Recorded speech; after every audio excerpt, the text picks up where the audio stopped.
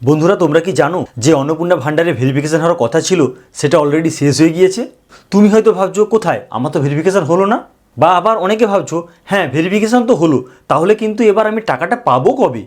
আজকে তোমরা এই ভিডিওতে জানতে পারবে অন্নপূর্ণা যোজনার ভেরিফিকেশন কবে শেষ হয়েছে, কিভাবে ভেরিফিকেশনটা হলো, কাদেরই বা ভেরিফিকেশন হয়েছে, যারা ভেরিফিকেশনের যোগ্য বিবেচিত হয়েছে তারা কবে টাকাটা পাবে, আর যাদের ভেরিফিকেশন হলোই না তাদেরই বা কী করতে হবে। সুতরাং বন্ধুরা বুঝতেই পারছো আজকের ভিডিওটি খুবই গুরুত্বপূর্ণ তোমাদের কাছে যারা এখনও পর্যন্ত অন্নপূর্ণা যোজনাতে টাকা পাওনি। সুতরাং এই ভিডিও শুরু থেকে শেষ পর্যন্ত পুরোটা বিনা স্কিপ করে ভালোভাবে দেখবে। আজকের ভিডিওটি খুবই ইনফরমেটিভ। ভিডিওটি ভালো লাগলে লাইক করবে আর আমাদের চ্যানেলকে অবশ্যই সাবস্ক্রাইব করুন। আমাদের চ্যানেলের নাম অস্মিতা এসডিএ টেক, আমি অভিজিৎ।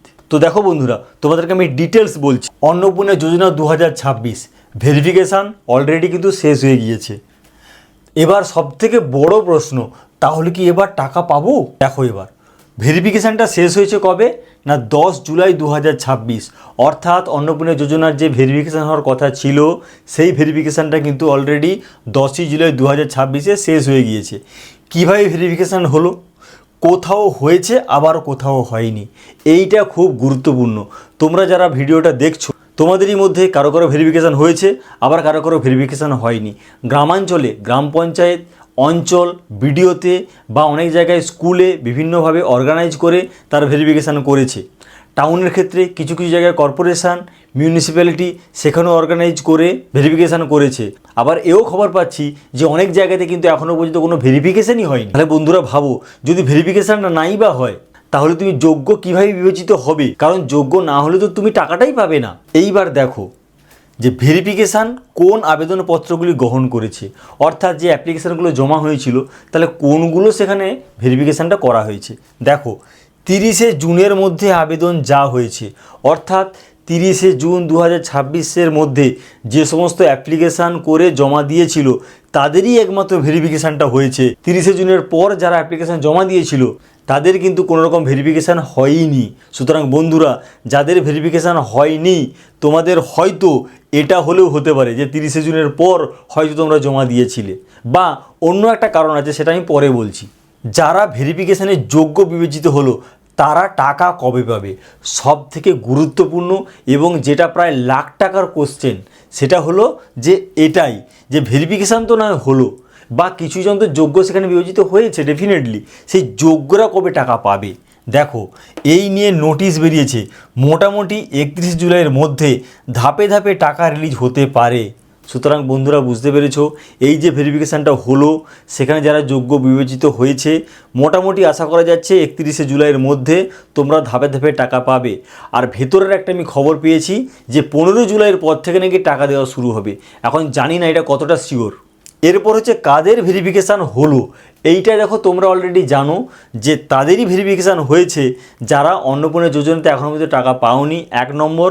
আর 2 নম্বর হচ্ছে যাদের অন্নপূর্ণা যোজনার পোর্টালে গিয়ে স্ট্যাটাস চেক করলে সেই স্ট্যাটাসে যাদেরকে এনকোয়ারি প্রসেস বা আন্ডার এনকোয়ারি এইটা দেখাচ্ছিল তাদেরই কিন্তু ভেরিফিকেশানটা হয়েছে।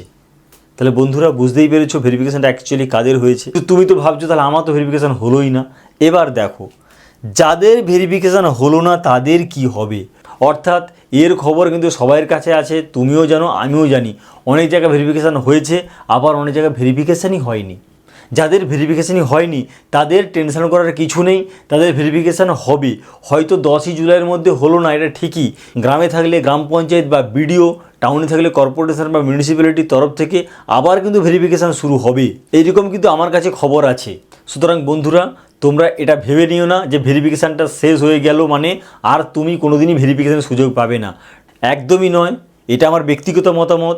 গভর্নমেন্ট কিন্তু আবার নোটিফিকেশান দেবে, আর নোটিফিকেশান যদি নাও দেয় পরে কিন্তু আবার ভেরিফিকেশানও হবে। আর যতদিন পর্যন্ত ভেরিফিকেশান হলো না তোমাদের যা যা আপডেটের জন্য তোমাদের ঊর্ধ্বতন কর্তৃপক্ষ, অর্থাৎ তোমরা যেখানে এই ফর্মটাকে জমা দিয়েছিলে সেটা গ্রাম পঞ্চায়েতে হতে পারে, অঞ্চলে হতে পারে, বিডিওতে হতে পারে, ডিস্ট্রিক্ট ম্যাজিস্ট্রেট লেভেলেও হতে পারে, বা টাউনে থাকলে পৌরসভা, মিউনিসিপ্যালিটি, বা কর্পোরেশন, যেখানে তোমরা ফর্ম জমা দিয়েছো সেখানে গিয়ে তোমরা মাঝে মধ্যে আপডেট নাও যে আমাদের এই ফর্মগুলো তো ভেরিফিকেশান হলো না, তাহলে এগুলো এখন কি করব আমরা, বা আপনারা কবে আবার ভেরিফিকেশান করবেন।